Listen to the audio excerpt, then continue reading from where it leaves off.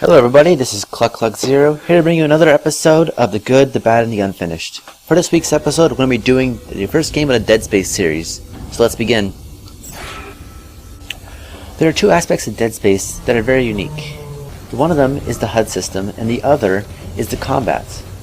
What makes the combat so interesting is that unlike other zombie games, well, zombie as in fighting someone that's undead, because Dead Space, zombies a little bit different. And instead of following the norm and what every other game is doing with the headshot system, Dead Space instead made it that shooting the head was almost a bad thing, where the head was almost something that would just piss the enemy off. And instead, the limbs were where the weaknesses were. What was so interesting about the HUD system is that it's extremely unique compared to other games. Unlike your common first or third-person shooters with their HUDs, which often feature information which is on the main camera, Dead Space instead puts all the information on the main character model. Doing this increases the immersion level significantly because if we, the player, were Isaac Clarke, this type of information would be available to us, and it fits within the world itself. Not only that, but with some of the new technology coming out, like Oculus Rift, this level of immersion is very important, because putting information on the sides of the screen doesn't make sense when working within an Oculus Rift headset.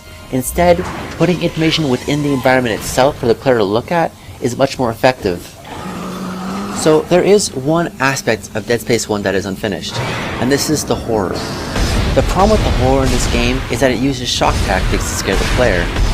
Although these do scare the player at first, because of the game's repetitive nature and how it spawns the enemies, oftentimes through ventilation grills and plates in the ground, the player can often predict where these enemies are going to spawn later on in the game. This changes the game from the survival horror, which it portrays itself as, to a survival action, because no more are you afraid of the enemies. Now, what could have improved this? Well, if you look at games like Silent Hill 1 or 2, as well as the Amnesia game, these games portray a great example of what horror truly is. And that is fear of the unknown, which Dead Space doesn't have.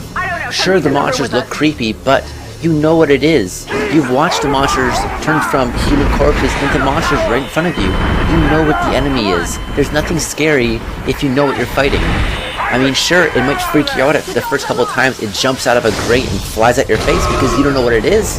But once you learn it, and learn what's jumping at you, you start to become desensitized to the horror. Well, that's it for this episode of The Good, the Bad, and the Unfinished. Sadly for this episode, I couldn't find any bad elements of Dead Space to discuss. But if you liked the video, or have any comments, questions, concerns, or anything else you'd like to discuss, leave a comment in the comment section below, and like always, have a nice day.